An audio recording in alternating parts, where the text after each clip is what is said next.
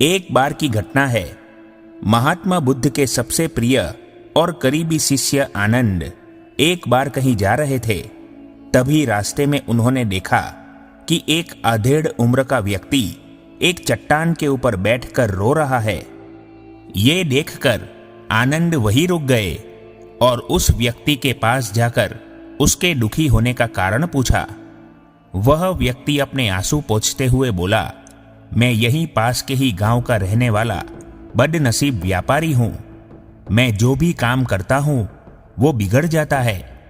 व्यापार के चक्कर में मैंने अपनी मां और पत्नी के गहने भी गंवा दिए, अपने परिवार को खो दिया और यहां तक कि अब तो मेरा घर और खेत भी गिरवी पड़े हैं। मुझे लगता है कि मेरी किस्मत ही खराब है। उस व्यक्ति की बात सुनकर आनंद बोले, तुमसे किसने कहा कि तुम्हारी किस्मत खराब है? जरा मैं भी तो जानूं कि तुम्हारी किस्मत में क्या खराबी है। व्यक्ति बोला, पहले मैं खेती करता था, लेकिन हर साल उसमें घाटा होता था। कभी सूखा पड़ जाता तो कभी ज्यादा बारिश से फसल खराब हो जाती। कभी आवारा पशु फसल को नुकसान पहुंचाते तो कभी कीड़े मकोड़े और बीमारियां फसल बर्बाद कर देती।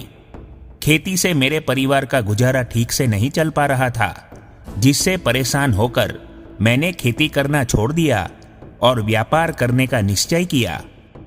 मैंने पत्नी के गहने बेचकर अपना व्यापार शुरू किया, लेकिन मेरा व्यापार नहीं चला। शुरू में तो मेरे परिवार वालों ने थोड़ी थोड़ी मेरी आर्थिक मदद की, मेरा साथ दिया, लेकिन जैसे जैसे मुझे नुकसान होने लगा, मेरे परिवार वालों ने भी मेरा साथ छोड़ दिया और मुझसे दूर हो गए। अब तो वे मुझे देखकर अपनी नजरें फेर लेते हैं और मुझे ही अपने परिवार की गरीबी और दुर्दशा का जिम्मेदार ठहराते हैं। अब तो मुझे अपना जीवन ही व्यर्थ लगने लगा है।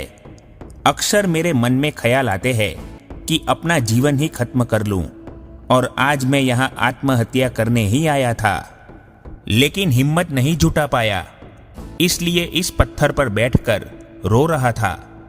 दूसरी तरफ मेरा एक मित्र है। हम दोनों ने एक ही साथ व्यापार शुरू किया था, लेकिन वो आगे बढ़ गया और मैं पीछे रह गया। मेरी इस असफलता की वजह से वो हर समय मुझे नीचा दिखाने का प्रयत्न करता रहता है, और वो अक्सर मेरे घर आकर अपनी सफलता की बड़ी बड़ी बातें करता है। मेरे घर वालों को बताता है कि कैसे उसने इतनी कड़ी मेहनत करके इतना बड़ा व्यापार खड़ा कर लिया है, और वो अक्सर अपने फलते फूलते व्यापार के किस्से मुझे, मेरी पत्नी और मेरे माँ बाप को सुनाता रहता है, जिसे सुनकर मेरे घर वाले उसकी तो प्रशंसा करते हैं, लेकिन मेरी बुराई करते हैं, मुझे नकारा और कम दिमाग का कहते हैं। मेरी पत्नी और माँ मुझे बात बात पर ताने मारती है, जिससे मुझे बहुत दुख पहुंचता है, और कई बार खुद की नाकामयाबी पर क्रोध भी आता है। लेकिन मुझे समझ नहीं आ रहा कि मैं क्या करूं। ये सुन भिक्षु आनंद ने पूछा, तुम्हें किस बात का दुख होता है, अपने असफल होने का या मित्र के सफल होने का? सवाल सुनकर वो व्यक्ति एक पल के लिए सोच में पड़ गया। असफल होने का इतना दुख नहीं होता जितना कि मित्र के सफल होने का होता है। भिक्षु आनंद ने अगला प्रश्न किया, अगर तुम्हारा मित्र व्यापार में असफल हो जाता और तुम सफल हो जाते तो क्या तुम खुश होते? व्यक्ति ने कहा, हाँ, मुझे बहुत खुशी होती। आनंद बोले, इसका मतलब कि तुम्हारी खुशी तुम्हारे मित्र पर निर्भर करती है। अगर वो चाहे तो तुम्हें खुश कर सकता है, और अगर वो चाहे तो तुम्हें दुखी भी कर सकता है। तुम स्वयं से ना तो खुश हो सकते हो और ना ही दुखी हो सकते हो। भिक्षु आनंद की बातें सुनकर व्यक्ति थोड़ी देर के लिए सोच में पड़ गया और फिर बोला, आपकी बातें सुनकर मुझे कुछ आशा बढ़ रही है। तभी भिक्षु आनंद ने कहा, जब हम किसी से आशा बांध लेते हैं तो उस पर निर्भर हो जाते हैं, फिर हमारी खुशी और दुख भी उसी पर निर्भर करने लगते हैं। इसलिए सबसे बेहतर है कि तुम स्वयं से आशा बांधो। जब तुम ऐसा करोगे और साथ ही पूरी मेहनत और ईमानदारी से काम करोगे तो तुम्हें सफलता अवश्य प्राप्त होगी। तुम्हें लगता है कि तुम्हारा मित्र तुम्हें नीचा दिखाने आता है, दुखी करने आता है, पर अगर ईमानदारी से विचार करो तो वो बातें तो सच्ची ही कहता है। वो अपने संघर्ष और अनुभव की बातें बताता है। तुम उन बातों से बहुत कुछ सीख सकते हो। तुम्हें तो इसके लिए उसका धन्यवाद करना चाहिए कि तुम्हारे घर बैठे इतने सारे अनुभव मिल रहे हैं। तुम उन अनुभवों का लाभ उठाओ, नई शुरुआत करो, ईमानदारी से कर्म करते जाओ, हार मत मानो। एक दिन तुम्हें सफलता जरूर मिलेगी। आज तुम जिसे अपना बुरा वक्त या बुरी किस्मत कह रहे हो, एक दिन ये बदल जाएगी और इसी के साथ तुम्हारी सोच और विचार भी बदल जाएंगे। और देखना, जब तुम्हारा अच्छा समय शुरू हो जाएगा तब तुम्हारा मित्र भी तुम्हें अपनी सफलताओं की कहानियां नहीं सुनाएगा। तब वो तुम्हें अपनी असफलताओं और परेशानियों की बातें सुनाएगा ताकि तुम उसकी बातें सुनकर भ्रमित हो जाओ, तुम्हारा आत्मविश्वास डगमगा जाए और तुम गलत निर्णय ले सको। लेकिन उस समय भी तुम्हें अपनी ही बुद्धि का प्रयोग करना होगा, स्वयं पर विश्वास रखना होगा। जिस प्रकार तुम्हारा मित्र आज तुम्हें दुखी करने आता है, वैसे ही वह उस समय भी तुम्हें दुखी करने आएगा, क्योंकि जिस तरह उसे दुखी देखकर तुम्हें मजा आता है, ठीक उसी तरह उसे भी तुम्हें दुखी देखने में उतना ही मजा आता है। व्यक्ति ने कहा, आपने सही कहा मुनिवर, लेकिन मेरा सबसे बड़ा दुख यह है कि मेरे परिवार के लोग भी इसमें शामिल है। वास्तव में मैं तो अपने परिवार के लिए अच्छा करना चाहता हूँ, उन्हें खुश रखना चाहता था, लेकिन वो भी मेरी भावना और बातों को नहीं समझ रहे, मुझे ही गलत कहते हैं और पिछले कुछ समय से तो वो मेरे साथ भी नहीं है।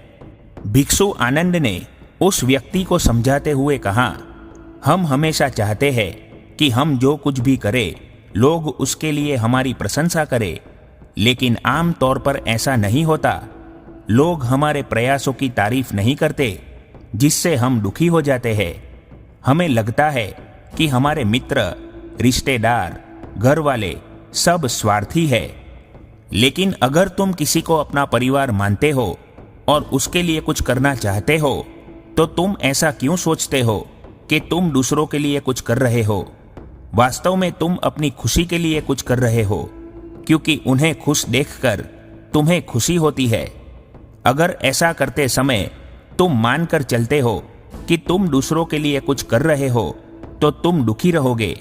लेकिन अगर तुम्हें लगता है कि तुम स्वयं के लिए कर रहे हो, तो तुम खुश रहोगे, क्योंकि जब हम स्वयं के लिए कुछ करते हैं या करना चाहते हैं, तो हमें इसके लिए सांत्वना की जरूरत नहीं पड़ती।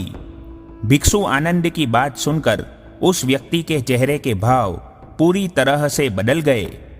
उसने कहा, आप सही कह रहे हैं मुनिवर, मैं समझ गया कि अब तक मेरी किस्मत इसीलिए खराब थी क्योंकि वह दूसरों के हाथों में थी, लेकिन अब से मैं अपनी किस्मत को अपने हाथों में रखूंगा, फिर से प्रयत्न करूंगा, पूरी ईमानदारी और लगन से काम करूंगा। जब तक सफलता नहीं मिल जाती, चैन से नहीं बैठूंगा। उस व्यक्ति की बात सुनकर भिक्षु आनंद मुस्कुराए और उसे एक छोटी सी डिब्बिया देते हुए कहा, इस डिब्बिया को हमेशा अपने साथ रखना। इसमें एक ऐसा मंत्र है जो तुम्हें बड़े से बड़े दुख से भी बाहर निकाल देगा। लेकिन इस डिब्बिया को तभी खोलना जब तुम्हारे सारे रास्ते बंद हो जाए, कोई उम्मीद नजर ना आए और तुम्हें लगने लगे कि सब व्यर्थ है, ये दुनिया व्यर्थ है और यहाँ रहना भी व्यर्थ है। व्यक्ति ने भिक्षु आनंद का धन्यवाद किया और वह डिब्बिया लेकर अपने घर वापिस आ गया। उसने नए उत्साह के साथ दोबारा अपने व्यापार की शुरुआत की और इस बार उसका व्यापार चल पड़ा। अपनी मेहनत और लगन के बल पर बस कुछ ही सालों में वो एक बड़ा व्यापारी बन गया। उसके परिवार वाले भी उसके साथ आ गए और उसका जीवन बहुत ही सुख, शांति और समृद्धि के साथ बीतने लगा। लेकिन समय और किस्मत के खेल को आज तक ना कोई समझ पाया है और ना कोई समझ पाएगा। ये सदा एक जैसा नहीं रहता, ये बदलता रहता है। उस व्यक्ति के जीवन में भी बदलाव आया। वो व्यक्ति जिस राज्य में रहता था, उस राज्य पर पड़ोसी राज्य के राजा ने हमला कर दिया। उस हमले और लूट मार में उस व्यक्ति का सारा धन भी लूट लिया गया। उसकी दुकानें और घर सब जला दिए गए। जान बचाने के लिए उसे अपने परिवार के साथ वहां से भागना पड़ा। व्यक्ति अपने परिवार के साथ कई दिनों तक इधर उधर भटकता रहा। वो दाने दाने का मोहताज हो गया। उसका बच्चा बीमार हो गया और इलाज के अभाव में बीमारी से बुरी तरह तड़पने लगा। ये देखकर उसका हृदय चित्कार उठा। ये देखकर उसका हृदय चित्कार कर उठा। उसके पास अपने बेटे के इलाज और धन के नाम पर एक सिक्का भी नहीं था। वह अंदर से बुरी तरह टूट गया। ऐसे में उसे फिर से निराशा ने बुरी तरह से घेर लिया। उसे लगने लगा कि उसका जीवन व्यर्थ है, सारी दुनिया व्यर्थ है। लेकिन तभी अचानक उसे भिक्षु आनंद द्वारा दी गई डिब्बिया की याद आई। उसने बड़ी उत्सुकता के साथ उसे खोला। उस डिब्बिया के अंदर एक पर्ची रखी हुई थी। उस पर्ची पर कुछ लिखा हुआ था। उस पर्ची को पढ़कर उसकी आंखों के सामने छाया हुआ निराशा का अंधेरा छट गया और वो एकदम से मुस्कुरा उठा। उस पर्ची पर लिखा था, ये वक्त भी गुजर जाएगा। दोस्तों, ये कहानी हमें सिखाती है कि समय के खेल को समझना असंभव है। ये हमेशा बदलता रहता है। इसीलिए बुरी परिस्थितियों में हमें अत्यधिक निराश नहीं होना चाहिए। आत्मविश्वास बनाए रखना है, क्योंकि समय बदलता जरूर है। आज बुरा है तो कल अच्छा भी जरूर आएगा।